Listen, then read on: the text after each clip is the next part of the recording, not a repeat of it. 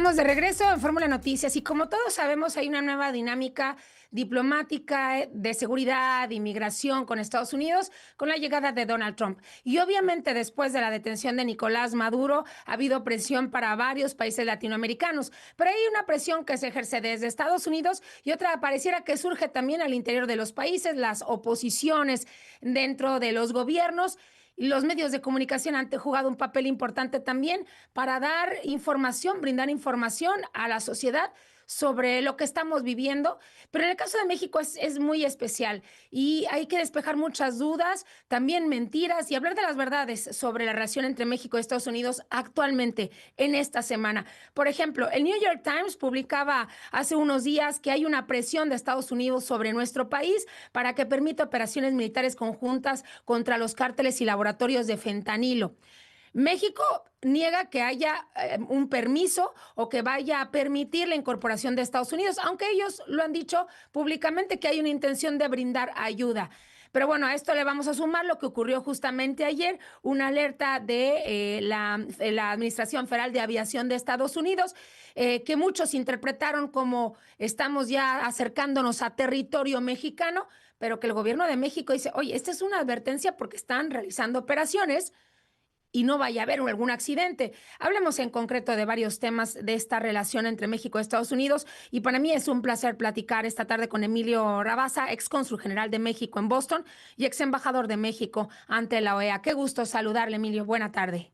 Muy buenas tardes, Michelle Rivera. Muchas gracias por invitarme a platicar brevemente con su auditorio de Telefórmula.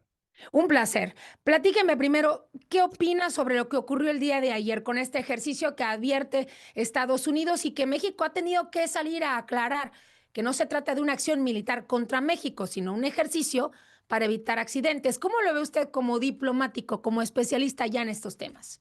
Bueno, en efecto, creo que la publicación de ayer de esta agencia de administración de aviación, por sus siglas en inglés, Ujú. FAA, Federal Aviation Administration, puede tener varias lecturas. Una, digamos, más simplista, diría yo, es la de que simplemente están notificando precautoriamente a, sobre todo, sus aerolíneas y a sus pilotos de estas zonas en donde se pudieran llevar a cabo de aquí a marzo algunos ejercicios o actividades militares en el espacio aéreo, ¿sí? Em, Nuestra autoridad reaccionó diciendo que eso no está dirigido a nuestras aerolíneas y a nuestros pilotos y que no tiene otro sentido más que un carácter preventivo. Bueno, esa puede ser una lectura, pero otra lectura también puede ser la de ir despejando y preparando un territorio aéreo. ¿Y por qué lo digo? Hay que recordar que lo que sucedió en Caracas, Venezuela, estuvo precedido de ir despejando el territorio marítimo, Ujú. incluso con la presencia del portaaviones más grande de Estados Unidos, el Ford, y otra flota para ir preparando el terreno para luego la inmersión militar de la Sí. madrugada del 3 de enero. Con esto no estoy queriendo decir que esto sea también una suerte de preparación a una inmersión aérea que podría ser no tripulada, vía drones, en fin, pero de cualquier manera sí es y no deja de ser preocupante, sobre todo en el clima que estamos viviendo post Caracas Sí. y después de varias entrevistas en Fox, en otros medios de Donald Trump y la publicación a la que te referiste, Michelle, Sí. acertadamente del New York Times. Emilio, y justo, a ver, yo también le doy una lectura a este segundo punto que usted plantea, preparar una zona aérea que puede no ser directamente por nuestro país, es decir, puede haber un objetivo en Centroamérica. ¿Es así lo que estoy entendiendo? No sé, y si comparamos el gobierno de Venezuela, hay otros que son muy similares. Puede ser Cuba, puede ser Nicaragua, también con personajes que Estados Unidos ha apuntalado desde hace años, y en especial el gobierno de Donald Trump. Sí, claro, no estoy diciendo que esté dirigido. Incluso ellos mismos señalan Centroamérica y hasta Ujú. Sudamérica, ¿sí? Una zona muy amplia de mar territorial, ¿sí? Este, em, entonces, simple y sencillamente hay que tener mucha cautela y mantener muy claros los mecanismos de observación de operaciones que se pudieran empezar a llevar a cabo durante esa zona, porque además em, esto también tendría otro tipo de implicaciones para la aeronáutica civil. ¿Qué va a Ujú. hacer? ¿Van a cambiar rutas? ¿Los vuelos de México a Estados Unidos o de países centroamericanos a Estados Unidos o de Estados Unidos a estos países o viceversa? Tiene una afectación directa también en la aviación civil. Ayer veíamos, justo Emilio le comparto y al auditorio también un mapa de cómo desde el cielo, cómo se ven las aerolíneas mexicanas, que algunas decidieron incluso tomar rutas distintas. No, obviamente hubo cancelación de vuelos ni otras medidas, pero se notó de cierta manera esa advertencia, un efecto en las aerolíneas mexicanas. Y bueno, respecto a la respuesta que dio México, la respuesta diplomática, usted con su experiencia nos puede decir, y también como alguien que estuvo ahí en la OEA, una organización que busca un piso parejo para las naciones americanas. ¿Cómo ha visto la respuesta de México con con esta advertencia del día de ayer, con este consejo que hizo el gobierno de Estados Unidos?